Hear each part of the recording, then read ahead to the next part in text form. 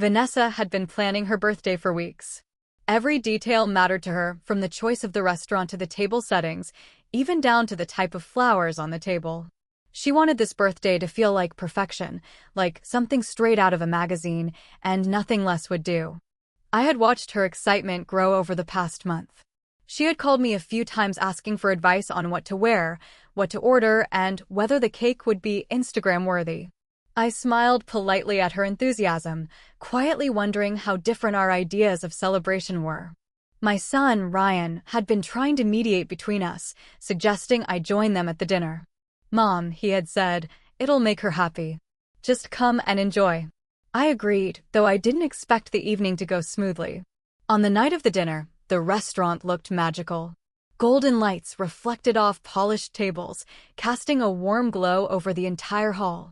Soft violin music floated in the air, creating an elegant ambience. The aroma of freshly baked bread and sizzling steaks mixed with the faint perfume of the flowers on the tables. Waiters glided gracefully between guests, their crisp uniforms adding an air of sophistication. Vanessa had clearly spared no expense, and her friends were dressed in designer outfits, chatting animatedly and taking selfies. I remained quiet, observing the scene from our table. I had always liked Vanessa, but I knew her family and the way they operated could be complicated. As the night progressed, Vanessa's energy was contagious. She laughed brightly, clinking glasses with friends, savoring each moment of attention. I smiled at her happiness, feeling a pang of nostalgia for simpler times when birthdays were intimate family affairs, not orchestrated spectacles. Ryan sat next to her, occasionally whispering jokes to make her laugh even more. I sipped my water, keeping my reactions measured. The tension between her desire for extravagance and my quiet, traditional approach was palpable, but I kept my thoughts to myself. I wanted to be polite, to honor the occasion. But as the main course arrived, the subtle undercurrent of tension I had sensed finally surfaced. Vanessa, scanning the table and noticing I hadn't touched my wine or tasted the steak yet, leaned toward me with a sharpness in her tone that made me freeze. "Mom's gone. Who'll pay the bill?" she shouted, loud enough for the entire table to fall silent. My heart skipped a beat. Her words weren't just a question, they were an accusation, a challenge, a deliberate humiliation. The room seemed to freeze for a moment. The soft violin music continued, but its melody no longer felt calming. It underscored the tension that had suddenly erupted. I looked around, seeing strangers turning to glance at our table, their curiosity piqued by the sudden outburst. Ryan's face went pale, his hands tightening around the napkin in front of him. Vanessa's friends looked shocked, some of them stifling giggles, unsure if this was some twisted joke. I felt my stomach tighten with a mix of hurt, anger, and disbelief. I had expected small tensions, maybe a little passive-aggressiveness, but nothing this direct, this confrontational. Vanessa's shouting wasn't about money. I could sense it immediately. This was about control, about power. She wanted to assert herself, to make me feel small, to dominate the situation. She wanted the attention, the drama, the spectacle of seeing me flustered in front of everyone. For a brief moment, I felt a surge of anger, a desire to respond harshly, to snap back at her. But I knew that reacting impulsively would only feed the chaos she was trying to create. Instead, I took a slow, deep breath, forcing my expression into calm neutrality.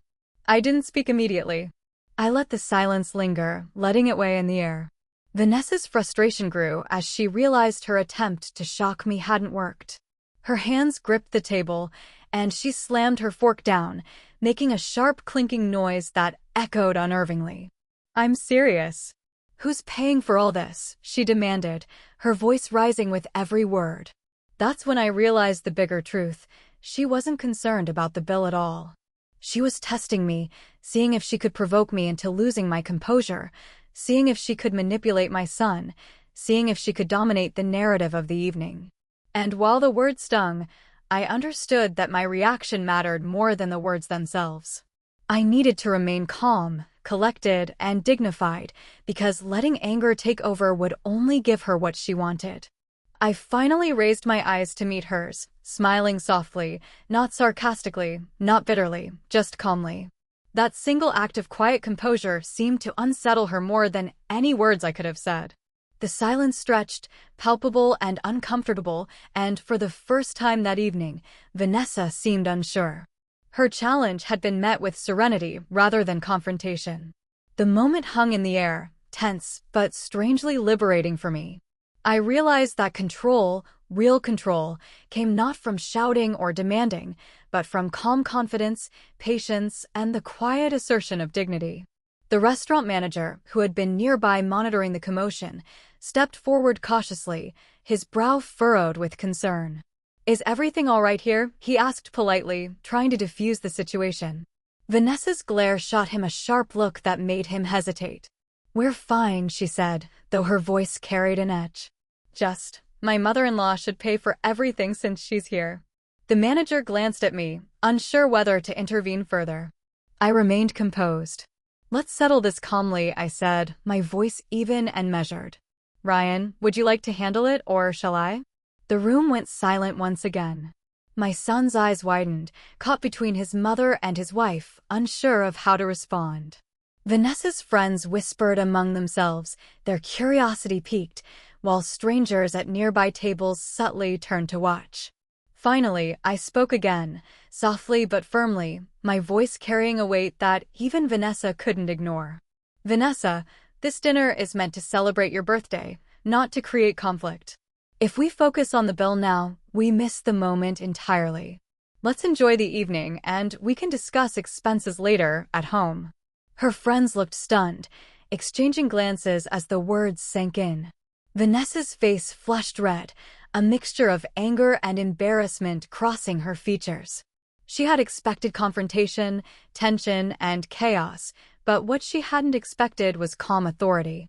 My words didn't yell. They settled, quiet and undeniable, asserting dignity without needing to escalate.